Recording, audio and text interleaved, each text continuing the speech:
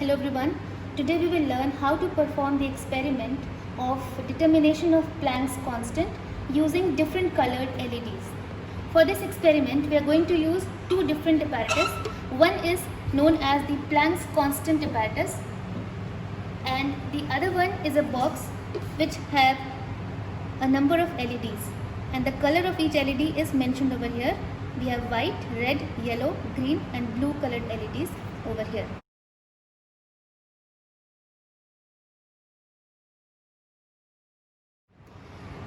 Then to make the connection, what we will do, we'll take from one end of this meter, where this meter is voltmeter and the another meter is ammeter. Here this voltmeter is giving values in voltage and this ammeter gives values in milliampere. Now there is a potentiometer which is connected in series with this voltmeter and ammeter, and the function of this potentiometer is to change the value of voltage. So for connection we will take from the positive terminal one banana clip and we can place it anywhere of whatever colored LED we want to know the value of voltage. We can put it across the voltage and current, and then for the next connection we take out one banana clip from this part which is the negative part of this ammeter to common. So common to common and positive to positive, and here this negative is connected to this positive, so we have a complete circuit over here.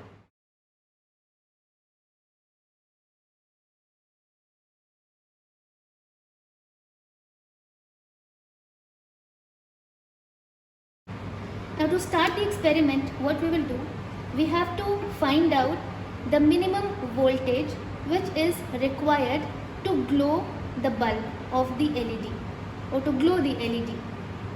Now there is a principle involved over here.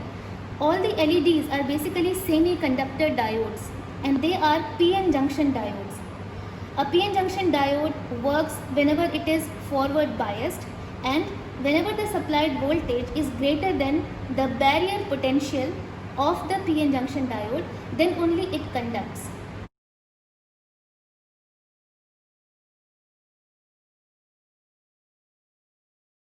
So here we have to supply enough voltage so that it would cross the barrier potential of each of the LEDs, and whenever it will happen, the bulb will start glowing. So let us do for blue color. So we have connected this to blue color LED. The circuit is complete. Now what we will do, from 0 we are going to start changing the value of voltage across this LED, which is the blue LED, and we will increase the voltage from here slowly. And while we are increasing the voltage, we have to look into this LED from front of it. You have to stand in front, your eyes must be in front of, exactly in front of this LED, and you have to look through this, and whenever you will see a spot, since it is a clear LED, in clear LEDs you would see a dot in the form of light. So whenever that dot, clear dot is visible, then it means that you have got that threshold value of voltage at which the current starts flowing. So I am increasing the value of voltage for this blue LED, and we have to constantly keep looking through this LED so that the dot will be visible. So you have to slowly increase the value using this potentiometer, and then you have to see that when the bulb glows. So this process has to be done slowly, stepwise, so that there will be no error. And as you can see here that the value of current is increasing very slowly. It is 0.1 milliampere. It means that the current is very less. Actually there should be no current in the circuit, but whatever value you are seeing because of some error. So you have to keep looking into the LED.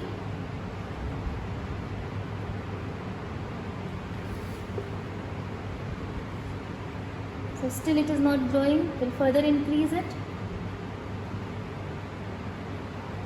So now the value of voltage has become 2.34. Still the bulb is not glowing. So we'll further increase. Now it has started glowing. You can see over here. But as I told you that the dot must be very clear. So here the dot is not very clear, so we'll further increase the voltage so that we'll see a clear dot. Now the dot is very clearly visible. Yes. So this value of voltage we can note down for blue.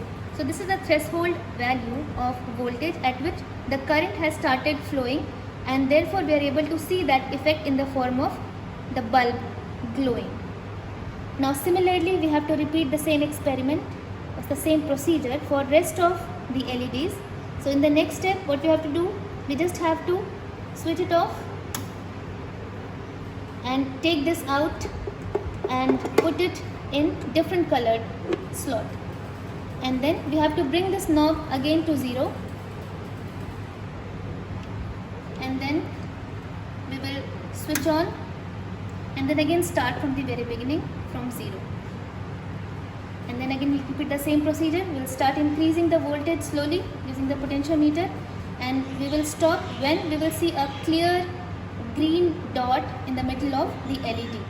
So that will give you the threshold voltage, that is the voltage at which is greater than the barrier potential and at which the current starts flowing.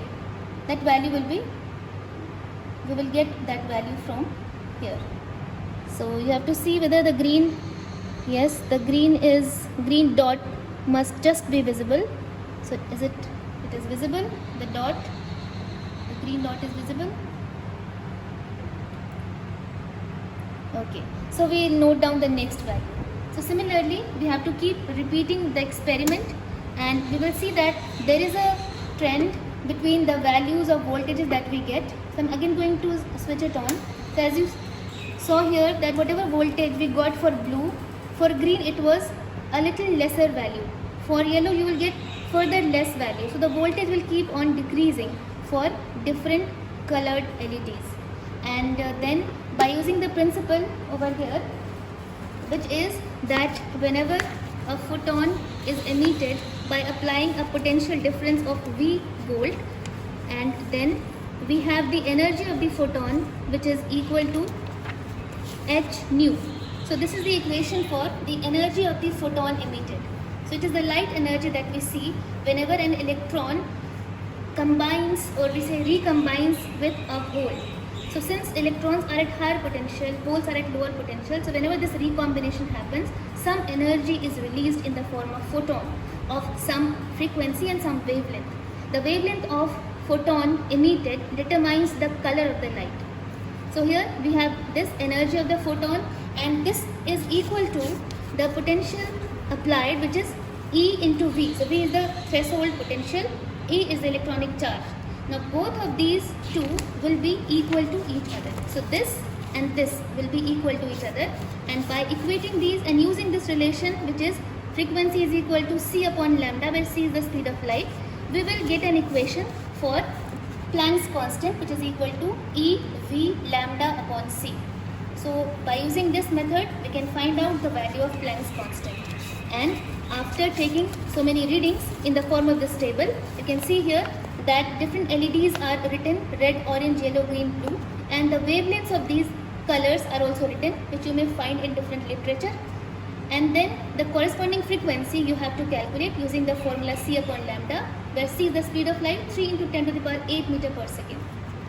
And then you have to write down the corresponding threshold voltage, which we have just obtained from the experiment. So it is the voltage at which it just starts glowing. So that value of voltage you have to note down and write down for each of the colors.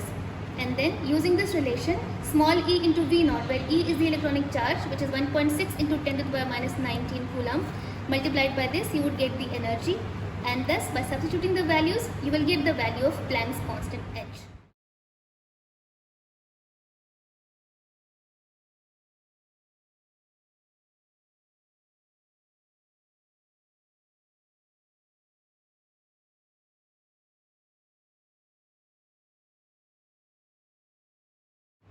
So from here you will get the value of H, and again by drawing the graph of frequency versus E V naught, you will get again a straight line graph. You can find out the slope, and that slope will also give you the value of Planck's constant. So there are two ways in which these values can be obtained, and by averaging out or by comparing you can see that which value gives more accurate result. Because h is a constant, it has a fixed value.